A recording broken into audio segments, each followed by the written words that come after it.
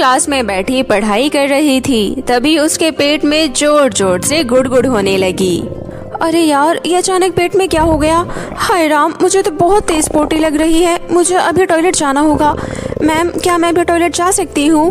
अभी तो क्लास शुरू हुआ है, बस तुम लोगों को ना पढ़ने का बहाना चाहिए। अभी बैठो, मैं बहुत इंपॉर्टेंट टॉपिक समझा रही हूँ, उसके बाद चली जाना। खुशबू को टीचर बाथरूम जाने नहीं देती है। तभी खुशबू को बहुत तेज पाद आती है। उफ, अब क्या करूँ? बहुत तेज पाद आ रही है। हल्का सा छोड़ देती हूँ, किसी को क्या ही पता चलेगा। खुशबू धीरे से पाद छोड़ देती है। तभी उसके पाद के साथ उसकी पोटी भी निकल जाती है। ओह गॉड, सत्यानाश हो गया। ये तो स्कर्ट के अंदर ही फैल गया। अब मैं खड़ी कैसे होंगी? खुशबू अपनी सीट पर ही बैठी रहती है। जब लंच होता है तो सभी बच्चे अपनी अपनी सीट से उठकर लंच करने चले जाते हैं, लेकिन खुशबू अपनी सीट पर ही बैठी रहती है। तभी उसकी दोस्त शालिनी आती है। अरे खुशबू, लंच हो गया है और तुम अभी तक यहीं बैठी हो। चलो ना, कैंटीन में चलकर कुछ खाते हैं। नहीं यार, आज मैं नहीं जा सकती। क्यों, क्या हुआ? पैसे नहीं हैं? चल यार, आज मैं खिलाऊंगी।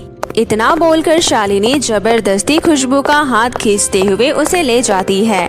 तभी जैसी ही वो चलने लगती है, उसके स्कर्ट से बूंद बूंद करके पोटी गिरने लगती है, जिसे देखकर सभी बच्चे खुशबू का खूब मजाक उड़ाते हैं। अरे वो देखो, खुशबू ने अपने पैंट में पोटी कर ली है। छी खुशबू, इतनी बड़ी होकर ऐसी हरकत। आज के बाद मैं तुमसे कभी बात नहीं करूंगी और नहीं आज के बाद तुम्हारे साथ खाना खाऊंगी। नाम खुशबू है और काम सिर्फ गंदगी फैलाना है। चलो, हम सब चलकर प्रिंसिपल मैडम से इसकी शिकायत करते हैं। उसके बाद खुशबू रोते हुए भागते भागते घर आ जाती है। तभी उसकी माँ उससे कहती है, क्या बात है बेटा, आज जल्दी स्कूल से आ गई? माँ, मैं अब स्कूल नहीं जाऊंगी। क्यों, क्या बात है बेटा? उसके बाद खुशबू सारी बातें अपनी माँ को बताती है। इसलिए मैं कहती हूँ ना, बाहर की चीजें ज्यादा मत खाया करो, लेकिन तो मेरी सुनती ही कहाँ हो। ये सब बाहर की उल्टी सीधी चीजें खाने से होती है।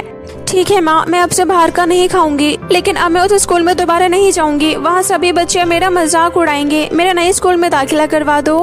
खुशबू जिद पकड़कर बैठ जाती है, जिसके बाद नए स्कूल में उसका दाखिला करवा दिया जाता है। उसके बाद स्कूल जाते समय उसकी माँ कहती है, आज लंच में खिचड़ी और दही दे देती हूँ। लंच में इसे ही खाना, इसे खाने से पेट ठंडा रहेगा।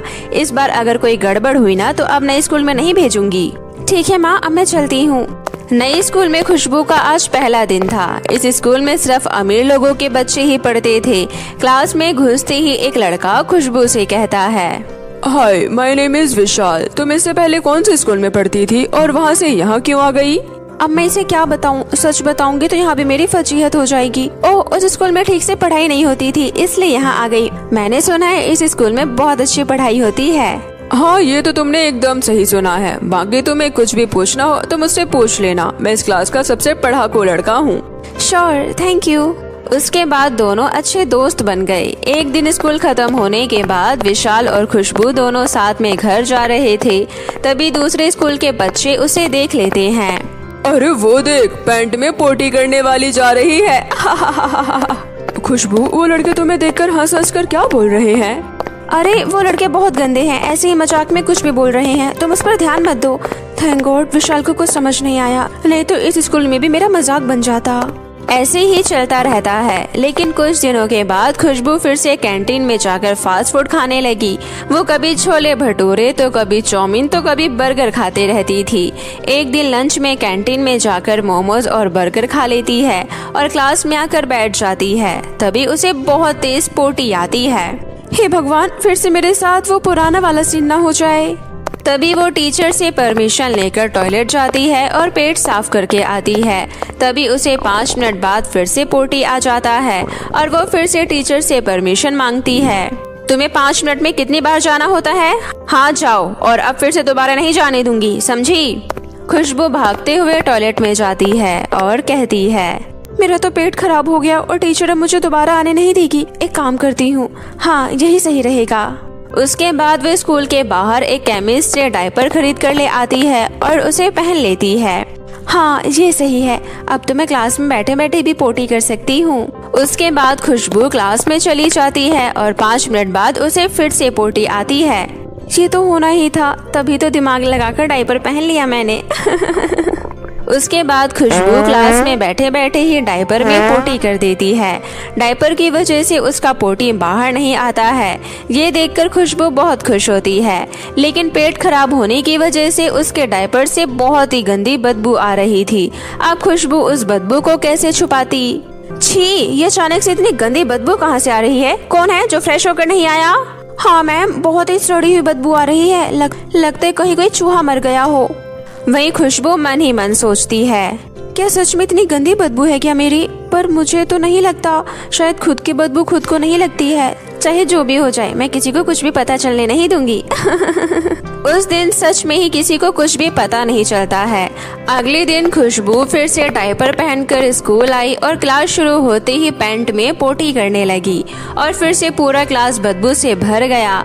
ऐसे ही कुछ दिन चलता रहा। फिर एक दिन परेशान होकर मैम भी बोल पड़ी, इस क्लास से लंच के बाद इतनी गंदी बदबू क्यों आती है? मेरा तो पूरा मन ही खराब हो गया। इतना बोलकर टीचर बाथरूम में गई और वहां जाकर उल्टी करने लगी। एक तो इतनी गर्मी, ऊपर से ये बदबू, जिसकी वजह से क्लास के और भी बच्चे उल्टियां करने लगे और ये सब देखकर खुशबू हंसने लगती है। चाहे जो भी हो जाए, ये मुझे पकड़ नहीं पाएंगे। लेकिन कहते हैं ना, झूठ ज्यादा दिनों तक छुपी नहीं रहती। सच्चाई तो सामने आनी ही थी। खुशबू हर रोज स्कूल घुसने से पहले डायपर खरीदती थी। एक दिन खुशबू को डायपर खरीदते हुए उसकी क्लासमेट जूली देख लेती है। अरे, ये खुशबू डायपर क्यों खरीद रही है? मुझे उस पर नजर रखनी होगी। जूली खुशबू पर नजर रखने लगी। लंच में उल्टा सीधा खाना खाने के बाद खुशबू अपने बैग से डायपर लेकर बाथरूम की तरफ जाने लगी और कुछ देर बाद उसे पहनकर बाहर आ गई। जूली ने सब कुछ देख लिया। अच्छा, तो इसका मतलब हमारे क्लास में बदबू की दुकान लगाने वाली ये खुशबू ही है। उस दिन खुशबू का पेट फिर से खराब था और वो क्लास में बैठे बैठे ही बार बार पोटी कर रही थी, जिसकी बदबू इतनी ज्यादा गंदी थी कि क्लास टीचर भी उस बदबू से परेशान होकर बेहोश हो गई। अरे, कौन है जो क्लास में इतनी गंदी हरकत करता है? सामने आओ। मुझे पता है क्लास में बदबू कौन फैलाता है। ये खुशबू है। यही हर रोज डायपर पहनती है और क्लास में ही पोटी करती है, जिस वजह से इतनी गंदी बदबू आती है। ये सुनते ही खुशबू चौंक जाती है। हे भगवान, इसे मेरे बारे में कैसे पता चल गया? अब तो इस स्कूल में भी मेरा भांडा फूट गया।